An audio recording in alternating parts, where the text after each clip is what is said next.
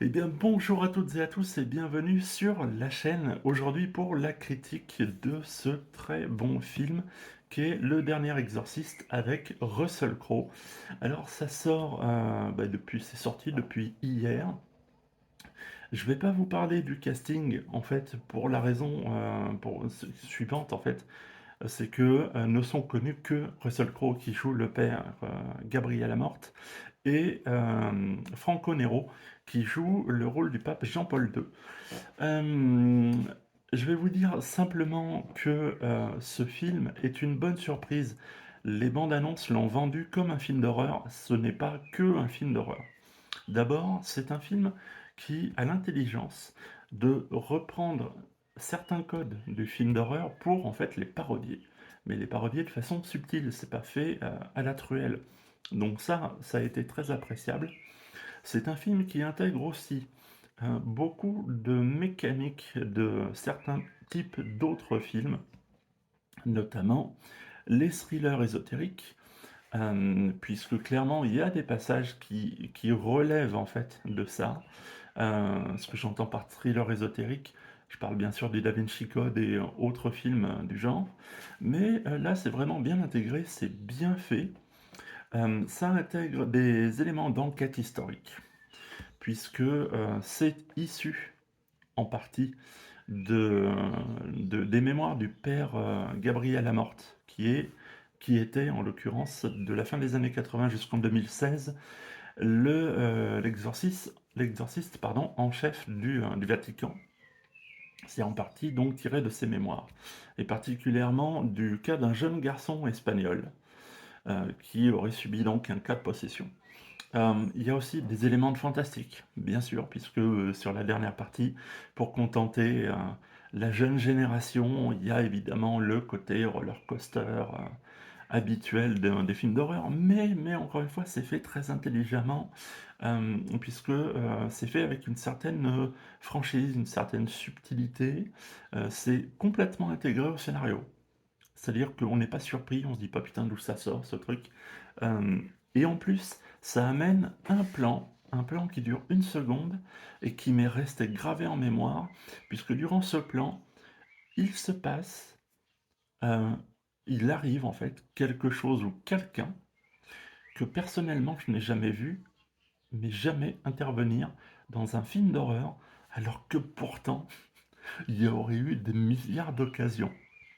Mais je vous laisse le découvrir.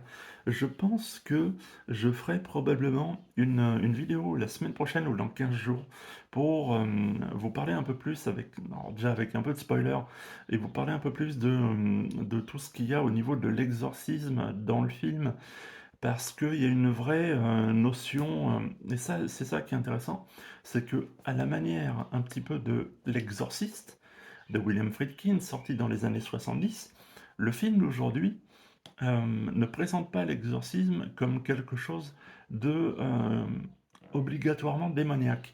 Et le film insiste énormément sur le fait que dans 98% des cas, un exorcisme va se résoudre à une longue enquête qui va déboucher, quasiment donc la plupart du temps, sur une expertise psychiatrique ou au moins psychologique et donc avec une prise en charge. Ça ne se fait pas que par le biais de l'Église.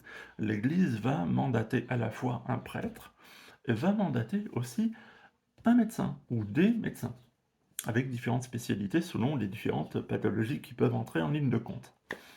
Donc, et le film nous annonce très clairement dès le début que le cas que l'on va voir se situe juste dans les 2%. Les 2%, finalement, c'est rien, quoi. Rien ou pas grand-chose. Et je crois qu'il y a un des personnages lui-même qui dit, hein, mais, enfin, voilà, ça relève de l'exception, et puis encore, ça veut juste dire que sur ces 2%, la médecine, en l'état actuel de ses connaissances, n'a pas de solution, n'a pas d'explication. Ça ne veut pas forcément dire que le diable revient sur Terre. Et le film est entièrement basé là-dessus, donc il y a ce vrai hommage. Alors par contre, il faut connaître vraiment l'exorciste pour voir les références, parce que les références, ça va surtout être, c'est pas des gros trucs qui vont être amenés en mode de avec des panneaux lumineux scénaristiques pour dire attention, ceci est une référence à l'exorcisme. Non, non, c'est plus subtil que ça.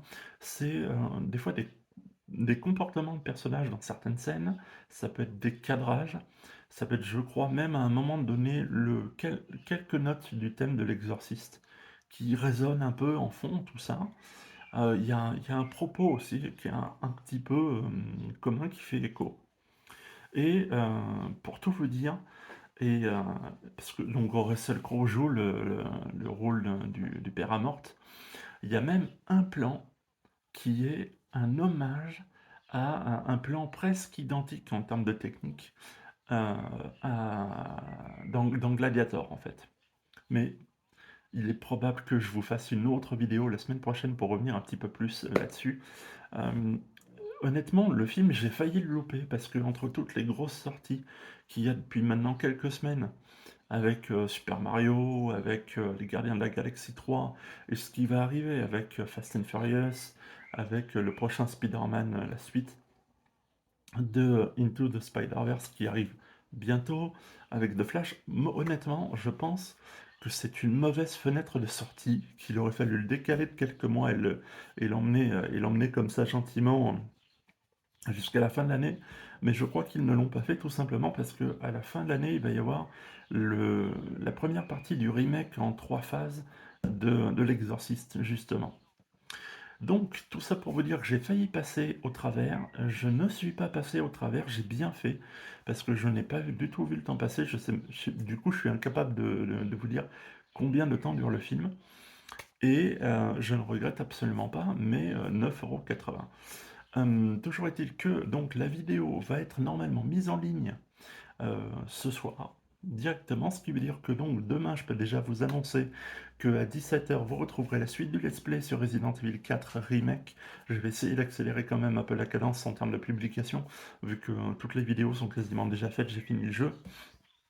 Il va y avoir ce week-end un live, mais je ne sais pas encore si ce sera sur Hogwarts Legacy pour continuer la quête vers les 100%, ou si ce sera sur donc du coup la version complètement PS5 de Marvel Spider-Man avec les nouveaux effets, le ray tracing et tout le Bataclan. Donc, première chose, pour ne rater aucune de ces superbes vidéos, vous abonner, activer la cloche. Comme on est à une personne d'atteindre les 50 abonnés, et que pour moi c'est quand même important, à mon tout petit niveau, n'oubliez pas du coup de partager, de liker, de commenter les vidéos, parce que c'est vachement important pour que la chaîne puisse prendre un petit peu plus d'ampleur, parce qu'avec plus d'ampleur, je vais forcément aussi m'investir à chaque fois un peu plus, et de un peu plus en un peu plus, ben, c'est comme ça qu'on avance dans la vie.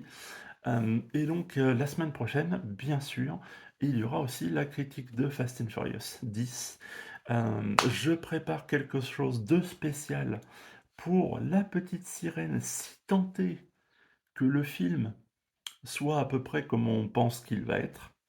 En gros, pour tout vous dire, si le film est bon, alors je vous le dirai, hein, il n'y a pas de souci.